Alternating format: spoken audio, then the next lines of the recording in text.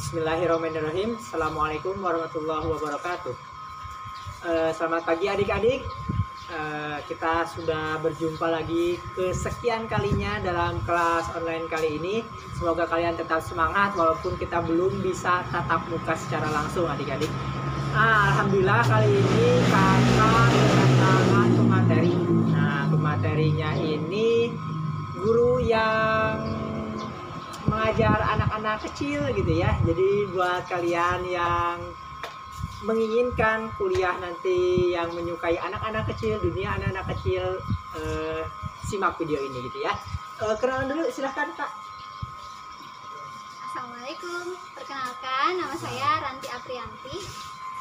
Ya, kampusnya, jurusannya. Nama saya Ranti Aprianti dari kampus UPI, kampus daerah tepatnya ya, kampus daerah Cibiru. Jurusan pendidikan guru, pendidikan anak usia dini. Ya, PG PAUD ya gitu ya. Lebih terkenalnya. Kak Ranti, makasih ya udah gabung di kelas online kita. Langsung saja kita membahas yang paling penting dalam perkuliahan, karena bagaimanapun yang paling penting dalam perkuliahan itu adalah biaya. Nah, jadi pertanyaannya adalah berapa biaya kuliahnya? Untuk biaya kuliah sendiri, alhamdulillah saya dapat beasiswa bidik misi. Jadi untuk UKT tidak bayar. Tidak bayar. Ya. Oke, jadi kalau misalnya bayar nih, yang berbayar itu biasanya UKT-nya berapa tuh? UKT-nya dari golongan 1 sampai golongan tingkat 5 gitu. Berapa aja tuh? Itu dari 500.000 sampai 4 juta sekian. Kurang tahu sih ya. Oke. Jadi mulai dari 500.000 ya, Ya, buat yang nggak dapat beasiswa bidik misi ya. Siap. Jadi 500 sampai hampir 5 jutaan ya. Oke. Jadi itu ya adik-adik, untuk UKT jurusan PGSD di UPI.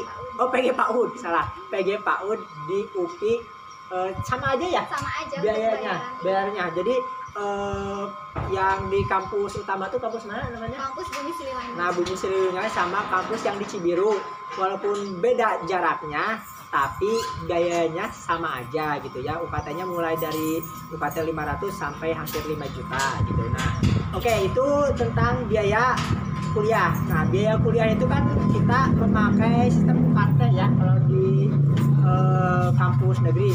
Karanti mau menjelaskan tentang UKT? Apa itu UKT? Tidak, sama saya aja. Oke. Nah, jadi UKT itu sistem pembayaran yang dilakukan oleh semua perguruan tinggi negeri, nggak cuma UPI aja ya. Jadi kampus-kampus negeri itu semua se-Indonesia melakukan pembayaran yang namanya UKT. UKT itu adalah singkatan dari uang kuliah tunggal. Nah, uang kuliah tunggal itu biasanya mulai dari awal semester. Jadi awal semester kita bayar sekali.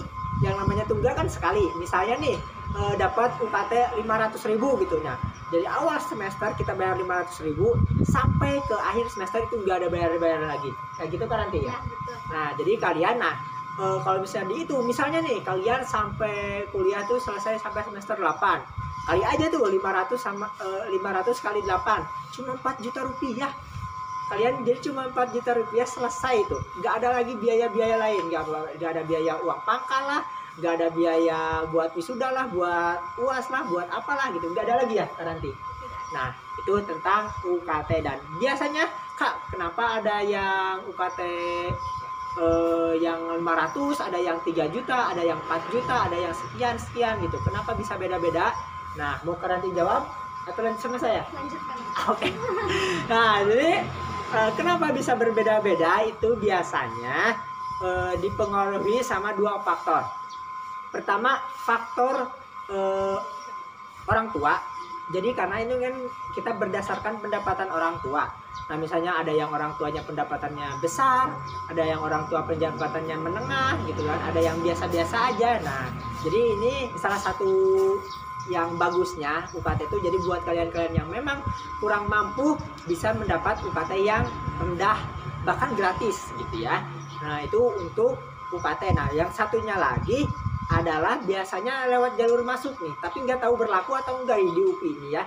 Jadi biasanya UKT rendah itu biasanya berlaku di jalur masuk SNMPTN, SBMPTN gitu. Nah biasanya kalau yang mandiri itu biasanya tinggi biasanya, tapi nggak tahu di UPI termasuk nggak? Kurang tahu sih ya, tapi untuk bidik misi sendiri ya masih bisa jalur SM Mandiri. iya, Bisa ada ya? kuotanya ya. Ada kuotanya, tapi untuk terus sama lagi biasanya ada uang pangkal Uang pangkal untuk untuk SM, mandiri. Ada. iya, Oh iya, berarti nah itu ya. Uang pangkalnya berapa kan? kurang tahu. Tapi sebenarnya namanya bukan uang pangkal sih, ada apa gitu ya nama singkatannya, cuma ya untuk umumnya mungkin bahasa umumnya uang pangkal gitu ya. Ya entah sih ya berapa biayanya, tapi yang pasti jelas jutaan rupiah, bisa belasan atau bahkan puluhan juta rupiah gitu ya. Oh kok gitu sih kak, jahat banget sih kampus bisa memberikan biaya yang mahal. Nggak jahat adik-adik, karena bagaimanapun kampus membutuhkan biaya operasional ya. Nah kalau misalnya kalian nggak mau membayar uang pangkal tersebut ya, kalian harus lewat masuk jalur SNMPTN atau SBMPTN. Nah gitu kan caranya. Nah kayak gitu, jadi pilihan kalian aja gitu. Kalian mau masuk jalur SNMPTN, SBMPTN yang gratis tanpa uang pangkal, atau misalnya aduh saya mah gak keterima itu, ya udah berarti kalian harus membayar sejumlah uang untuk membayar uang pangkalnya kayak gitu.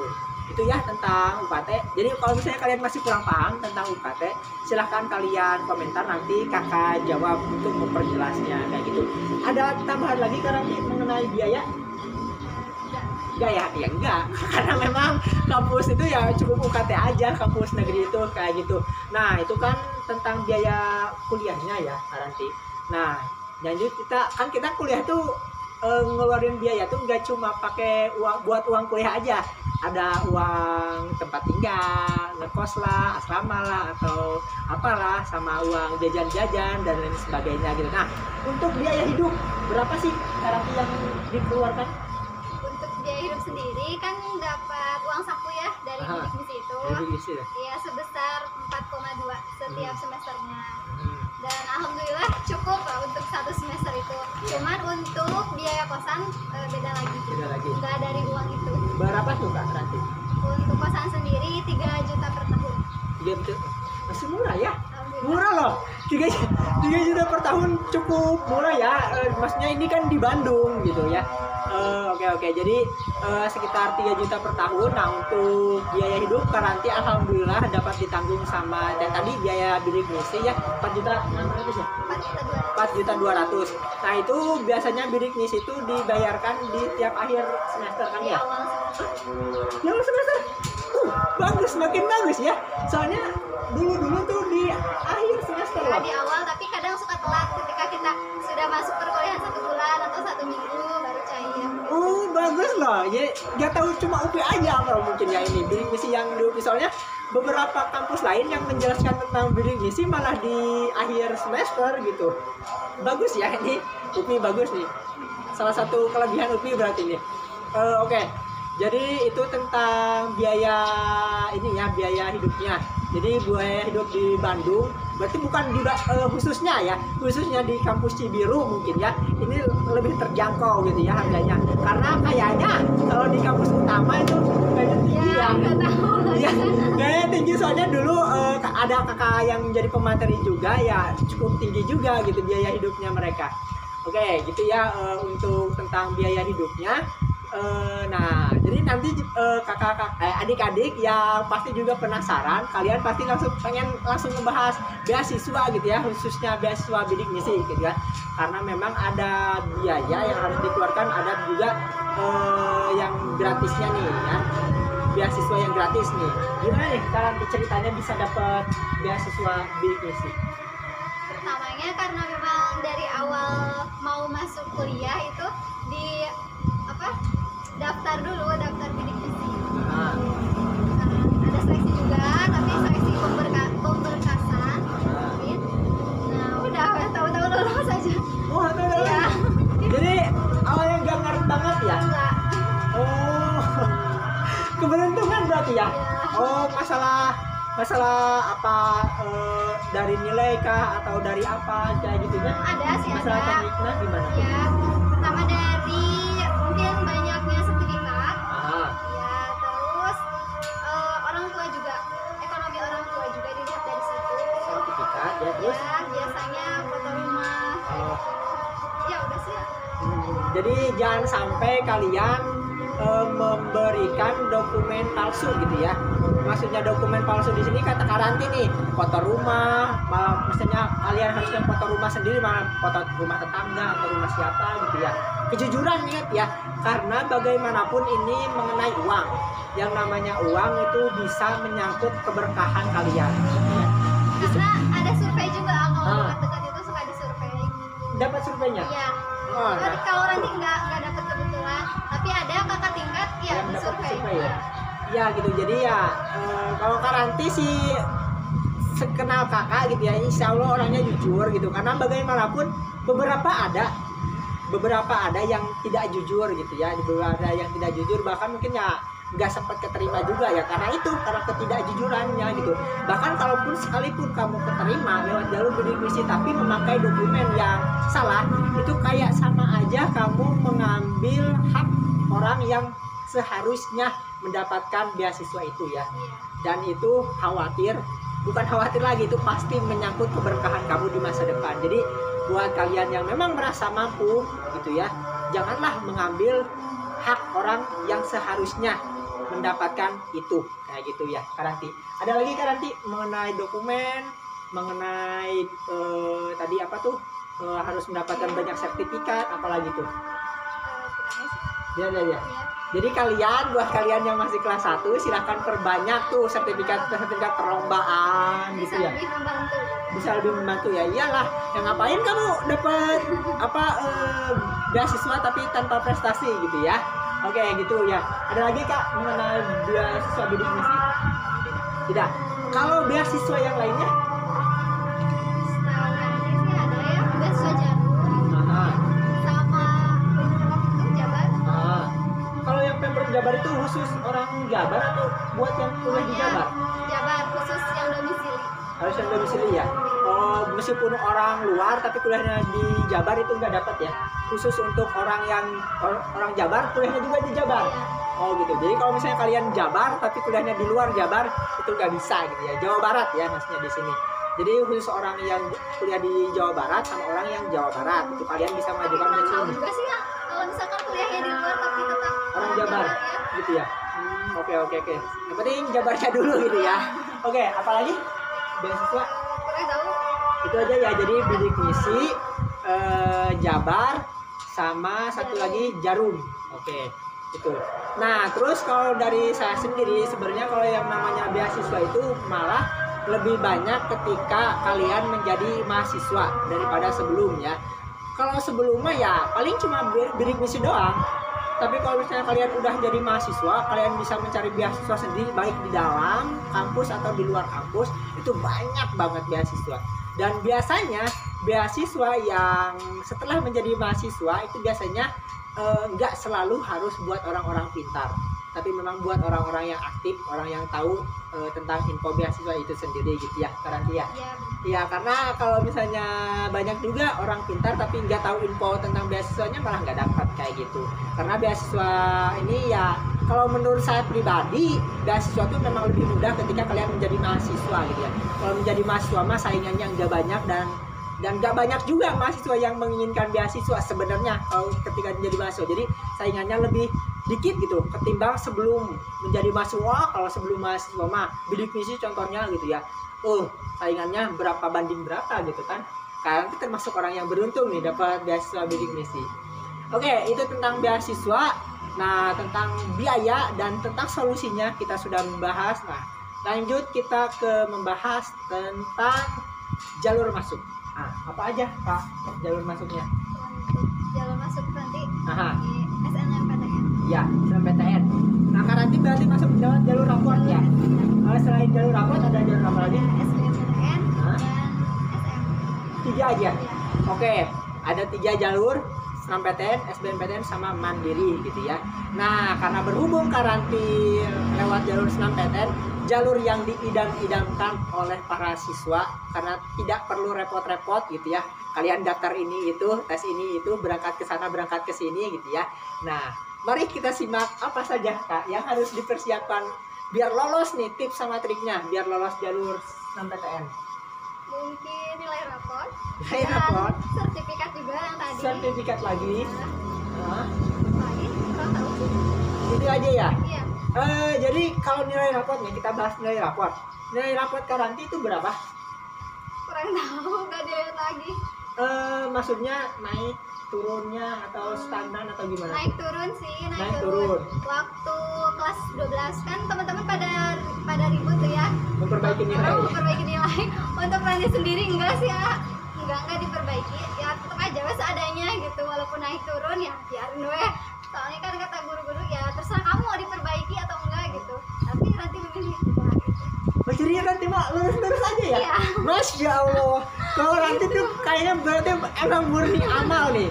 Jadi murni memperbaiki amal aja nih nanti makanya. Soalnya memang biasanya memang bukan hal yang rahasia umum lah ya. Iya. Rahasia umum kalau misalnya SNMPTN itu memang pasti memperbaiki nilai, dan kedua memang untung-untungan di sini tuh.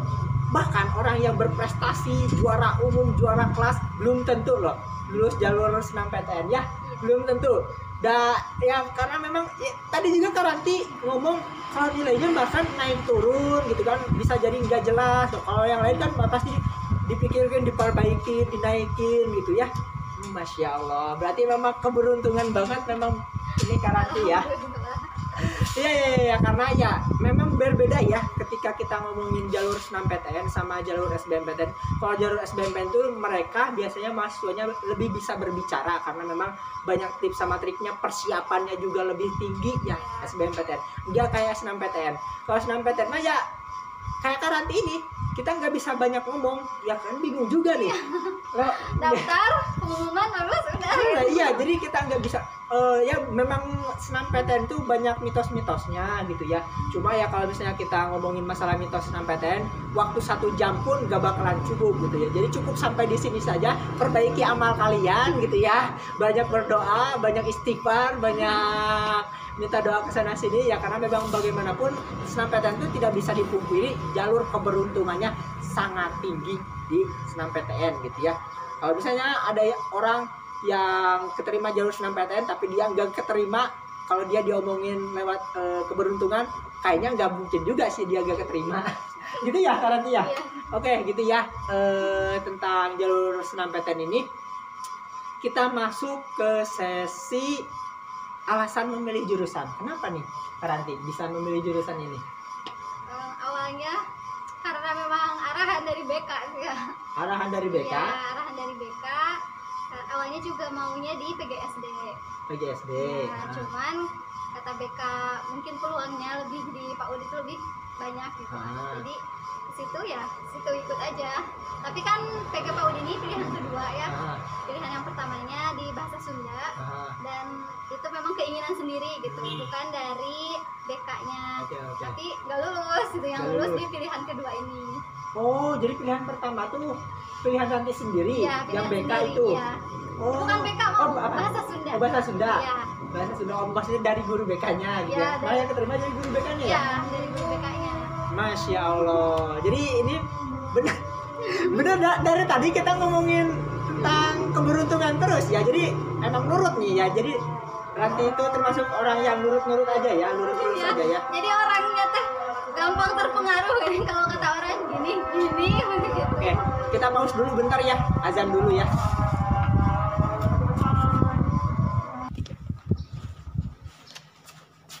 Alhamdulillah, kita lanjut lagi setelah selesai azan.